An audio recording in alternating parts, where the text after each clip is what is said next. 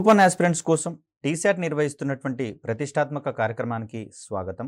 ఈ వీడియోలో మనం కమ్యూనికేషన్స్ అనే టాపిక్కి సంబంధించి అతి ముఖ్యమైనటువంటి అంశము డిజిటల్ డివైడ్. ఇది భారతదేశ వ్యాప్తంగానే కాదు, ప్రపంచవ్యాప్తంగా కూడా అత్యంత కీలకమైనటువంటి అంశంగా పరిగణిస్తూ ఉన్నాం. అదేవిధంగా ప్రీవియస్లీ ఒకసారి ఈ క్వశ్చన్ అడగడం కూడా జరిగింది.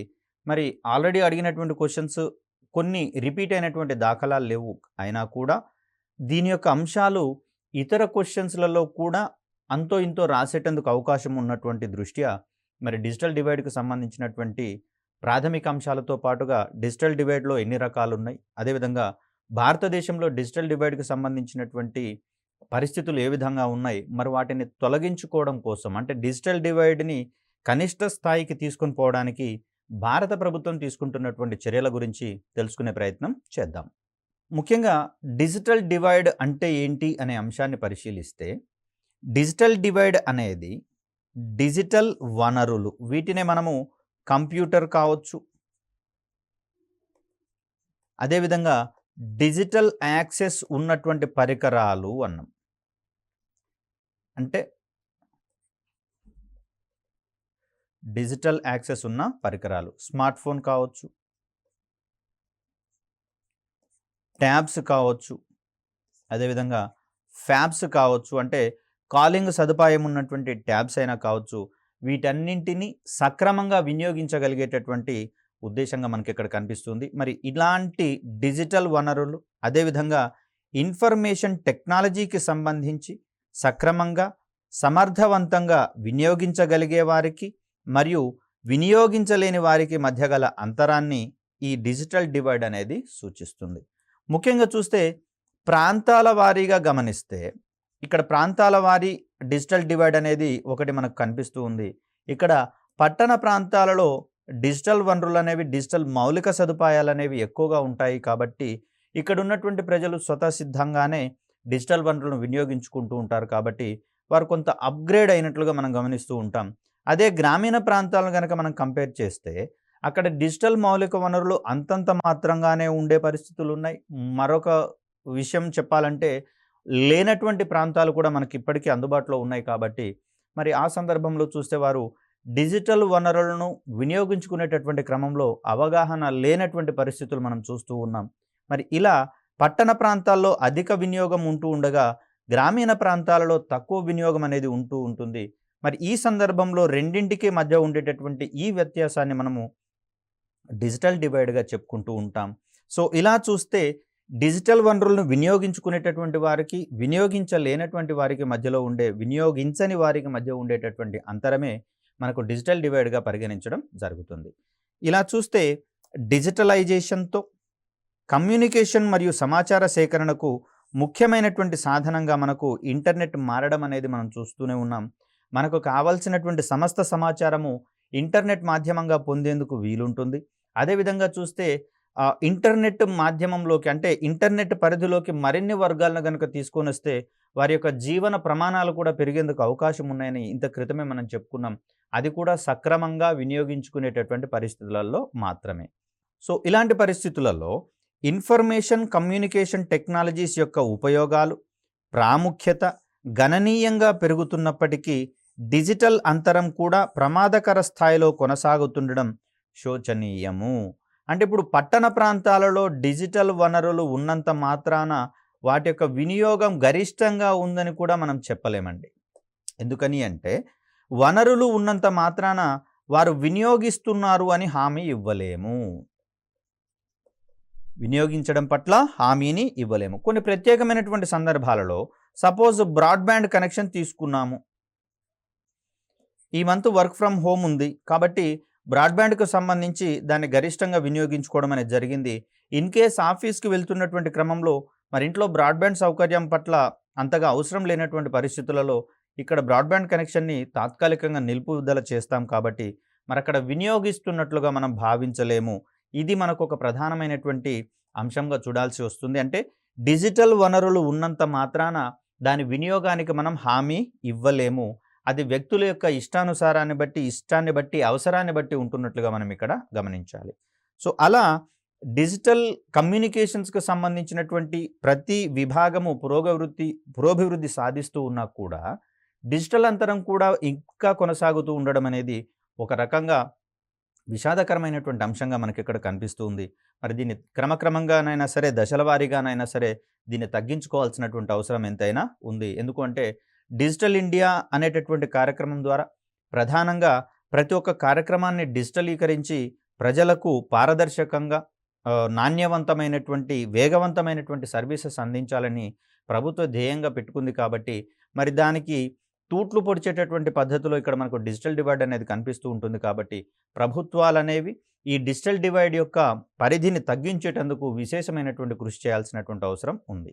మరి ఇక్కడ చూస్తే డిజిటల్ డివైడ్‌కి సంబంధించినటువంటి రకాలను గనక మనం విశ్లేషిస్తే, ఇక్కడ టైప్స్ ఆఫ్ డిజిటల్ డివైడ్ తెలిస్తే గనక దానిని తగ్గించేటటువంటి క్రమంలో దేనికి మనం గరిష్ట ప్రాధాన్యత ఇయ్యాలి, తద్వారా తక్కువ ఎఫర్ట్ తోటే ఎక్కువ రిజల్ట్ పొందేటందుకు అవకాశం ఉంటుంది కాబట్టి, మరి ఆ డిజిటల్ డివైడ్ యొక్క రకాలను తెలుసుకునే ప్రయత్నం చేద్దాం.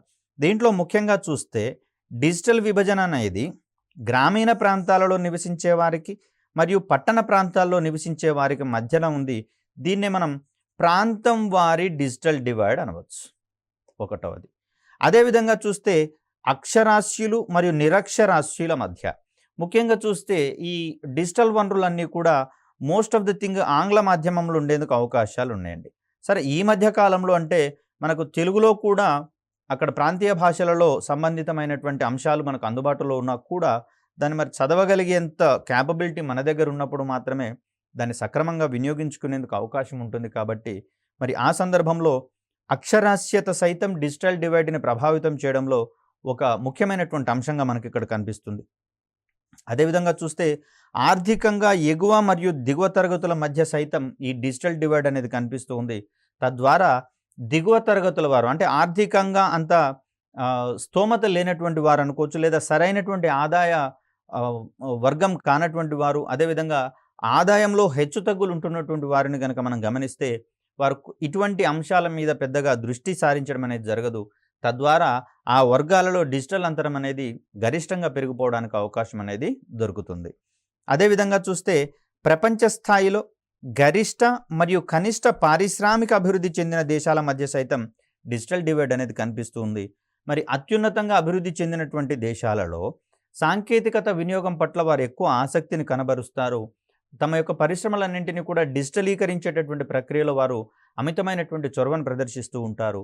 మరి గరిష్టమైనటువంటి అభివృద్ధి సాధించిన దేశాలన్నీ కూడా ఆదాయపరంగా తక్కువ స్థాయిని కలిగి ఉంటాయి కాబట్టి, వారి నూతన అంశాల పట్ల కొంచెం ఎక్కువ చొరవను చూపించినటువంటి పరిస్థితులు మనం గమనించవచ్చు. ఆ విధంగా చూస్తే దేశాల మధ్య ఆదాయ పరిస్థితుల మధ్యలో ఉండేటటువంటి వ్యత్యాసాలు సైతం డిజిటల్ డివైడ్ను ప్రభావితం చేసేటటువంటి ఒక అంశంగా మనకి ఇక్కడ కనిపిస్తూ ఉంది.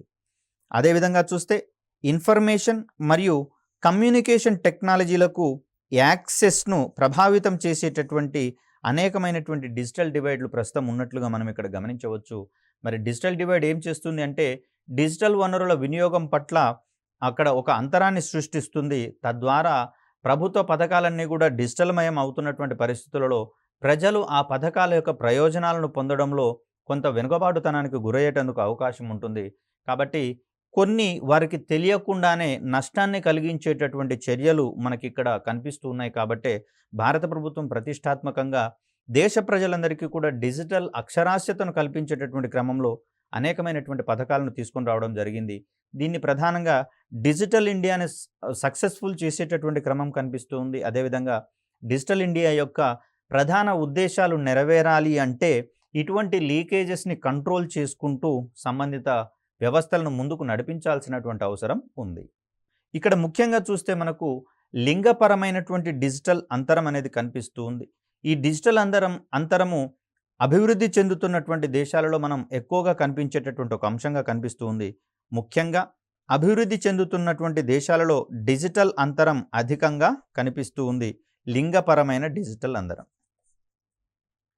మొబైల్ కనెక్టివిటీ విపరీతంగా వ్యాప్తి చెందుతున్నప్పటికీ అది ఏకరీతిన విస్తరించటం లేదు. అంటే అందరికీ సమానంగా విస్తరించటం లేదు అనవచ్చు.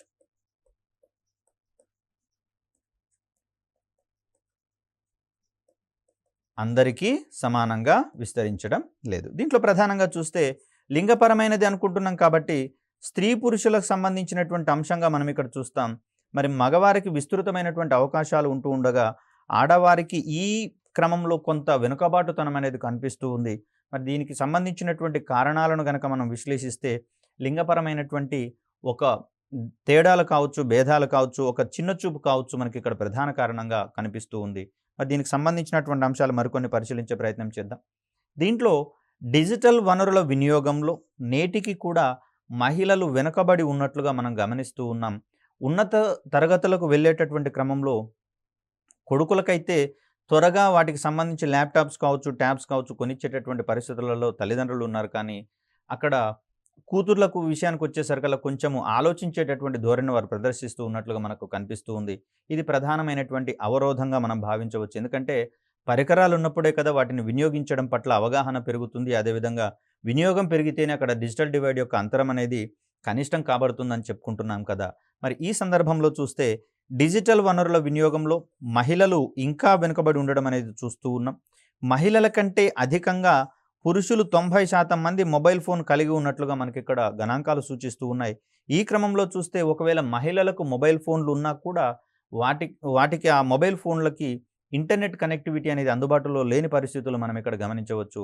సో ఇది మొబైల్ ఫోన్లు కలిగి ఉన్నప్పటికీ మహిళల్లో కూడా వారికి ఇంటర్నెట్ కనెక్టివిటీ అందుబాటులో అనేది లేదు. ప్రధానంగా డిజిటల్ సమాచారం మొత్తం మనకు ఇంటర్నెట్ అందుబాటులో ఉన్నప్పుడు మాత్రమే యాక్సెస్ అయ్యేందుకు అవకాశం ఉంటుంది. కాబట్టి మరి ఇలాంటి నెట్ అందుబాటులో లేనటువంటి పరిస్థితులలో వారు ఆ డిజిటల్ వనరులను సమగ్రంగా పూర్తి స్థాయిలో వినియోగించుకునేందుకు అవకాశం అనేది తక్కువగా దొరుకుతుంది. మరి అది మనకి ఇక్కడ లింగపరమైనటువంటి డిజిటల్ అంతరము పెరిగిపోవడానికి ప్రధాన కారణంగా పరిణమిస్తూ ఉంది. మరొక రకమైనటువంటి డిజిటల్ డివైడ్గా మనం ఇక్కడ సామాజిక డిజిటల్ డివైడ్గా చెప్తూ ఉంటాం. ఇది కమ్యూనిటీ పరమైనటువంటి డిజిటల్ డివైడ్గా మనకు కనిపిస్తూ ఉంది. ఇంటర్నెట్ యాక్సెస్ భాగస్వామ్య ఆసక్తులు ఉన్న వ్యక్తుల మధ్య పరస్పర సంబంధాలు మరియు సామాజిక సర్కిల్స్ను సృష్టిస్తుంది. మరో రకంగా చెప్పాలి అంటే సారూప్యత, భావ సారూప్యత అంటాం.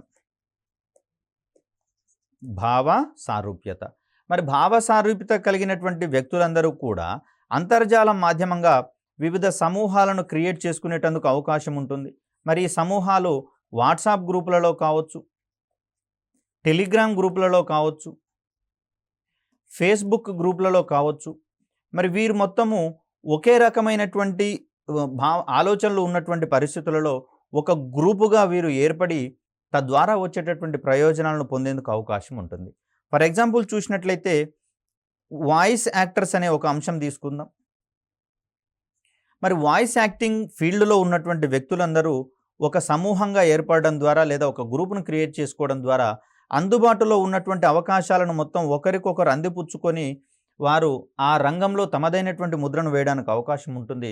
తద్వారా వచ్చినటువంటి అవకాశాలను వారు వినియోగించుకుంటూ ఆదాయపరంగా కావచ్చు, కెరీర్ పరంగా కావచ్చు, వారు మరింత అభివృద్ధి బాటకు వెళ్లేందుకు అవకాశం ఉంటుంది. మరిది సామాజిక మాధ్యమాలను కావచ్చు, అదేవిధంగా డిజిటల్ వనరులను కావచ్చు వినియోగించుకునేటటువంటి పరిస్థితుల్లో వచ్చిన ఒక అడ్వాంటేజ్గా మనం ఇక్కడ చూస్తూ ఉన్నాం. అంటే ఏదైనా ఒక గ్రూప్లో భాగస్వామ్యం వహించడం ద్వారా ఆ గ్రూప్లో కామన్గా వచ్చేటటువంటి ఆస్పెక్ట్స్ లేదా అవకాశాలన్నింటినీ మిగిలిన వారు కూడా సద్వినియోగం చేసుకుంటూ వారి యొక్క జీవన ప్రమాణాలను పెంపొందించుకునేందుకు అవకాశం ఉంది. మరి ఇలాంటి గ్రూపులను క్రియేట్ చేసుకోలేని వారు లేదా డిజిటల్ వనరులను వినియోగించని పరిస్థితులలో మరి ఇలాంటి గ్రూపులలో వారు సభ్యులుగా ఉండేందుకు అవకాశం లేదు. కాబట్టి ఇక్కడ క్లియర్ కట్గా ప్రయోజనాలు పొందేటటువంటి క్రమంలో వీరు వెనుకబడిపోయేందుకు అవకాశం ఉంటుంది కదా. ఇది డిజిటల్ డివైడ్కి సంబంధించినటువంటి మరొక కోణంగా మనం చూడవచ్చు. అదేవిధంగా చూస్తే ట్విట్టర్, ఫేస్బుక్ మొదలైనటువంటి సోషల్ మీడియా ప్లాట్ఫామ్లు ఇలాంటి ఆసక్తుల ఆధారంగా ఆన్లైన్ పీర్ గ్రూపులను సృష్టిస్తాయి. పీర్ గ్రూప్ అంటే సమ వయస్కుల గ్రూపు లేదా సమ ఆసక్తులు ఉన్నటువంటి గ్రూపులుగా మనం ఇక్కడ చూస్తాం.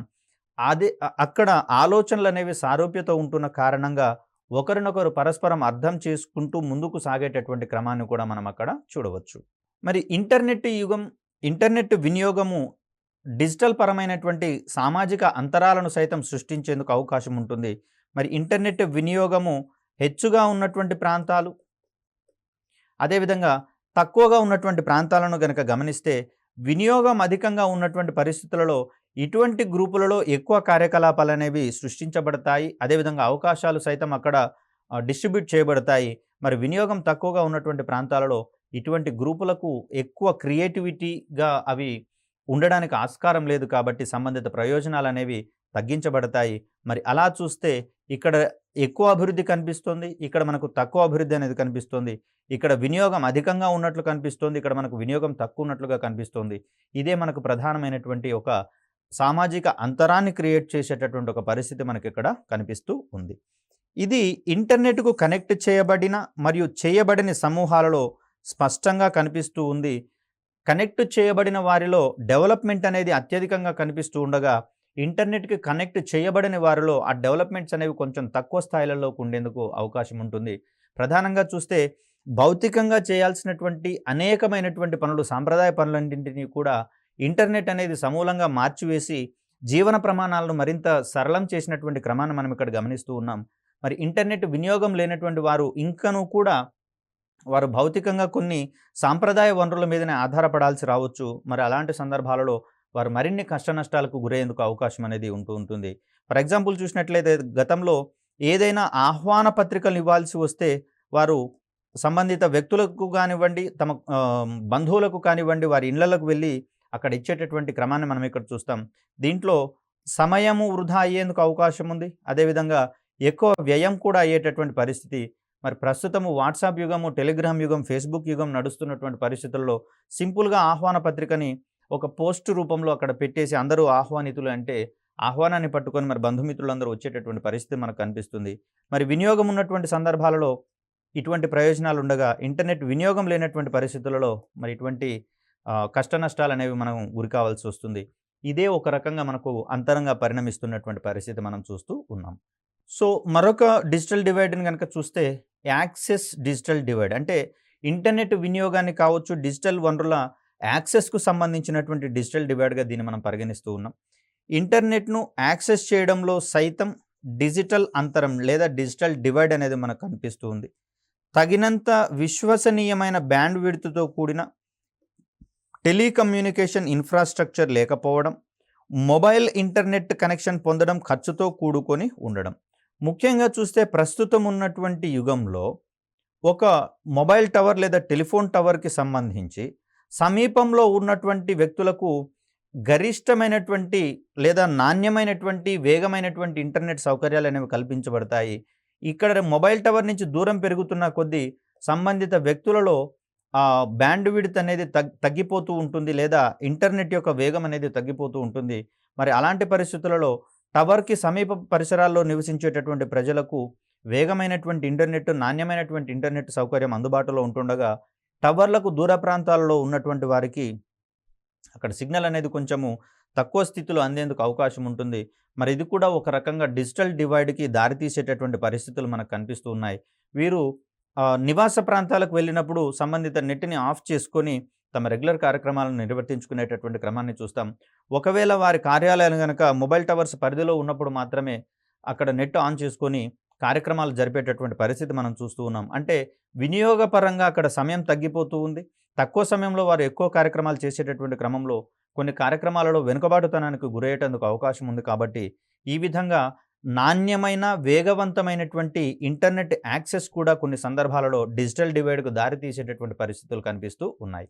ఆర్థిక స్థితిగతులలో హెచ్చుతగ్గుల వల్ల మరియు కొనుగోలు సామర్థ్యం స్వల్పంగా ఉండడం కూడా ఇక్కడ ప్రధానమైనటువంటి అడ్డంకులుగా మనకు కనిపిస్తూ ఉన్నాయి. ప్రస్తుత యుగంలో స్మార్ట్ ఫోన్స్ కొనుగోలు చేయడం అనేది కూడా కొన్ని వర్గాలలో వారి తాహతకు మించినటువంటి పనులుగా మనకు కనిపిస్తూ ఉన్నాయి. ప్రధానంగా మొన్న కరోనా లాక్‌డౌన్‌కి సంబంధించినటువంటి పరిస్థితుల్లో చాలా ఉదాహరణలు మనం ఇక్కడ చూసాం. కొన్ని సందర్భాలలో పిల్లలు అక్కడ నెట్ వేగం అనేది ఎక్కువగా లేకపోవడం వల్ల నెట్ అందుతున్నటువంటి ప్రాంతాల దగ్గరకు వెళ్ళడము, లేకపోతే పెద్ద పెద్ద చెట్లు ఎక్కి అక్కడ ఇంటర్నెట్ యాక్సెస్‌ను పొందడము అటువంటి ఉదాహరణలన్నీ మనం చూసాం. మరికొన్ని సందర్భాలలో కేవలం స్మార్ట్ ఫోన్ కోసమే విద్యార్థులు అక్కడ ఆత్మహత్యలు చేసుకుంటున్నటువంటి ఉదాహరణలు మనం చూసాం. అదేవిధంగా 10వ తరగతి చదివేటటువంటి విద్యార్థులు మరి ఆన్‌లైన్ ఎడ్యుకేషన్ పొందాలంటే స్మార్ట్ ఫోన్ కోసము కూలి పనులకు వెళ్ళినటువంటి ఉదాహరణలు కూడా మనం ఇక్కడ చూసాం. మరి అలాంటి పరిస్థితులలో వారి యొక్క ఆర్థిక స్థితిగతులు సైతం ఇక్కడ ఇంటర్నెట్‌ని యాక్సెస్ చేసేటటువంటి క్రమంలో ఒక ప్రధానమైనటువంటి అంతరంగా పరిణమిస్తున్న క్రమాన్ని మనం ఇక్కడ చూడవచ్చు. దీనివల్ల సాంకేతిక పరిజ్ఞాన వినియోగానికి అవకాశం లేకుండా పోతుంది.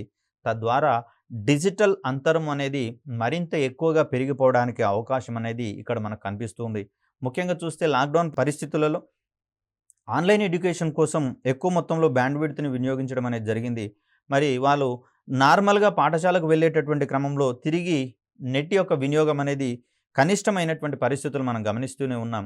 కాబట్టి ఇక్కడ ప్రధానంగా చూస్తే డిజిటల్ వనరుల వినియోగానికి సంబంధించి, వినియోగించని వారికి సంబంధించినటువంటి మధ్య ఉండే అంతరాన్ని మనం డిజిటల్ అంతరంగా భావిస్తూ ఉన్నాం కాబట్టి, ఇది కొన్ని సందర్భాలలో సమయానుకూలమైనటువంటి డిజిటల్ డివైడ్ కూడా మనకిక్కడ ప్రధానంగా కనిపించే అవకాశం ఉంది. మరి ఇలాంటి డిజిటల్ డివైడ్ ఎటువంటి ప్రభావాలు చూపించేందుకు అవకాశం ఉంది? ముఖ్యంగా చూస్తే అక్కడ వినియోగించే వారికి, వినియోగించని వారికి మధ్య సామాజిక అంతరాలను మనం గమనిస్తూ ఉన్నాం. లింగపరమైనటువంటి అంతరాలను మనం గమనిస్తూ ఉన్నాం. మరి వీటిని ఇదే విధంగా మనం కంటిన్యూ చేసుకుంటూ పోతే మనకొచ్చేటటువంటి ప్రతికూల ప్రభావాలు ఏ విధంగా ఉండబోతున్నాయనే అంశాలు తెలుసుకునే ప్రయత్నం చేద్దాం.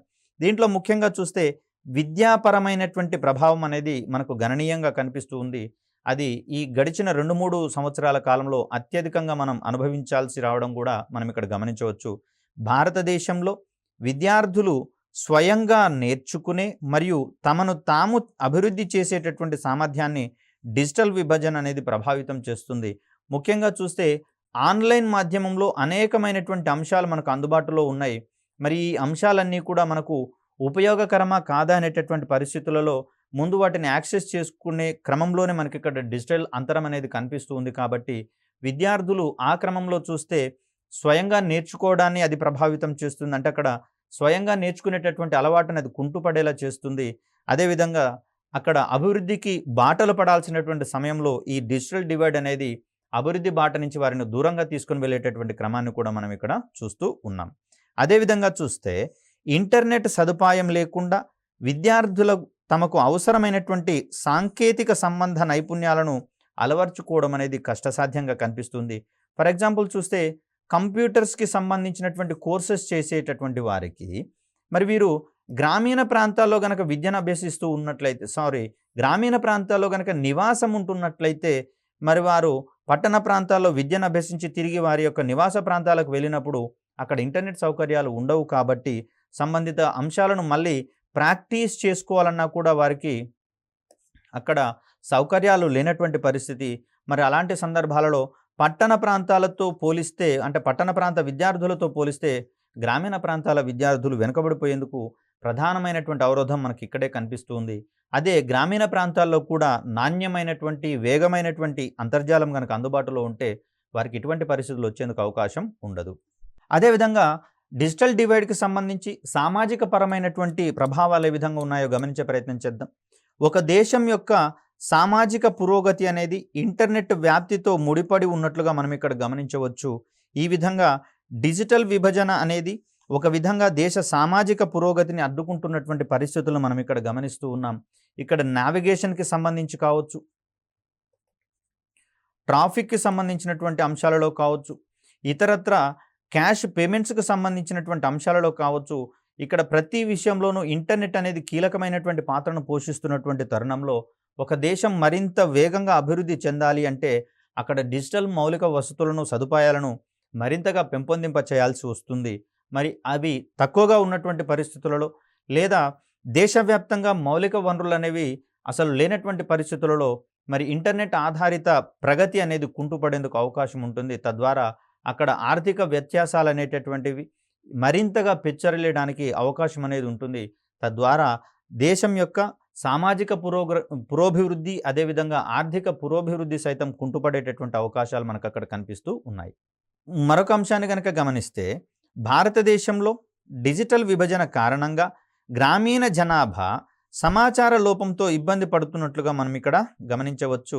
నిరంతరం ఇంటర్నెట్లో అసంఖ్యాకమైనటువంటి వెబ్సైట్లలో కావచ్చు, డాక్యుమెంట్ల రూపంలో కావచ్చు మనకు సమాచారం అందుబాటులో ఉంటున్నటువంటి పరిస్థితులలో మరి నెట్ యాక్సెస్ లేనటువంటి పరిస్థితులలో వారు సంబంధిత సమాచారాన్ని గ్రహించడంలో ఇబ్బంది పడేందుకు అవకాశం ఉంటుంది.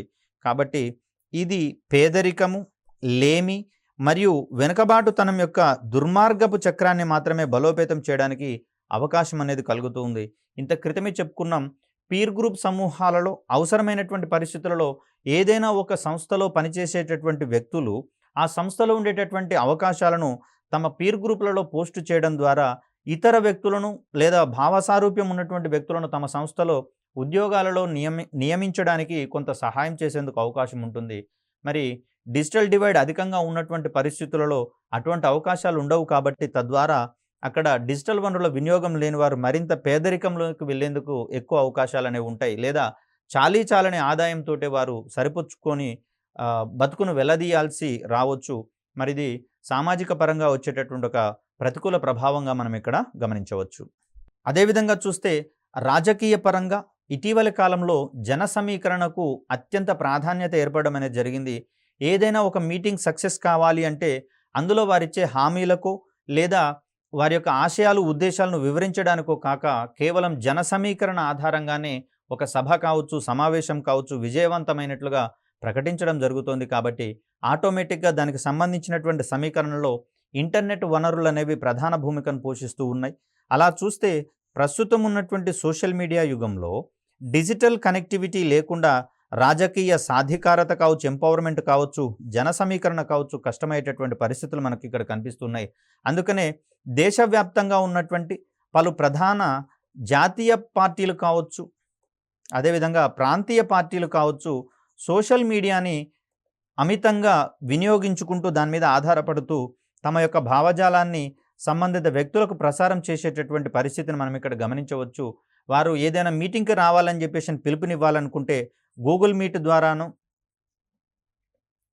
లేదా జూమ్ కార్యక్రమాల ద్వారానో సంబంధిత బాధ్యత కలిగినటువంటి వ్యక్తులకు దిశానిర్దేశం చేస్తూ వారిని నిరంతరం పర్యవేక్షిస్తూ సంబంధిత జన సమీకరణకు చేపట్టేందుకు మనం ఇక్కడ అవకాశాలను చూస్తూనే ఉన్నాం. ఒకవేళ ఇటువంటి పరిస్థితులు గనక లేకపోతే జన సమీకరణకు ఎక్కువ కాలం పట్టేందుకు అవకాశం ఉంటుంది. తద్వారా అక్కడ కొన్ని అవకాశాలలో వెనుకబడిపోయేటందుకు సైతం అక్కడ అవకాశం ఉన్నటువంటి పరిస్థితులను మనం ఇక్కడ గమనిస్తూ ఉన్నాం. అదేవిధంగా చూస్తే డిజిటల్ డివైడ్ అనేది ఆర్థికపరమైనటువంటి ఇబ్బందులకు సైతం గురి చేయడానికి అవకాశం ఉంది. డిజిటల్ విభజన సాంకేతికతను కొనుగోలు చేయగల మరియు కొనుగోలు చేయలేని వారి మధ్య ఆర్థిక అసమానతలను పెంచుతున్నట్లుగా మనం ఇక్కడ గమనించవచ్చు. ఫర్ సపోజ్ ఇంత క్రితమే చెప్పుకున్నాం, ప్రకటనల ద్వారా గరిష్టమైనటువంటి డిస్కౌంటు వస్తువులకు వస్తున్నటువంటి పరిస్థితులలో అక్కడ సాంకేతికతను వినియోగించేటటువంటి వారు ఈ గరిష్టమైనటువంటి డిస్కౌంట్ల ద్వారా తక్కువ ధరకే నాణ్యమైనటువంటి వస్తువులను పొందేటందుకు అవకాశం ఉంటుంది. మరి ఇక్కడ ఆ సాంకేతికతను వినియోగించలేనటువంటి వారు గరిష్ట మొత్తాలను వెచ్చించి అదే రకమైనటువంటి వస్తువులను కొనుగోలు చేసేటటువంటి పరిస్థితి కనిపిస్తూ ఉంది. కాబట్టి ఈ విధమైనటువంటి డిజిటల్ డివైడ్ అనేది వ్యక్తుల మధ్య ఆర్థికపరమైనటువంటి అంశాలలో సైతం వ్యత్యాసాన్ని చూపించేందుకు, దాన్ని పెంచేందుకు ఎక్కువ అవకాశం ఉన్నట్లుగా మనం ఇక్కడ గమనించవచ్చు. మరి కొన్ని అంశాలు కనుక మనం గమనిస్తే పాలనాపరంగా సైతం మనకు డిజిటల్ డివైడ్ అనేది అత్యధిక ప్రభావాన్ని చూపుతూ ఉంది. ప్రస్తుతము ప్రభుత్వ పాలన మొత్తం కూడా డిజిటల్ మయమైనట్లు మనం ఇక్కడ గమనిస్తూ ఉన్నాం. మరి ఇలాంటి సందర్భంలో కనిష్ట పాలన గరిష్ట ప్రయోజనాల దిశగా ప్రతి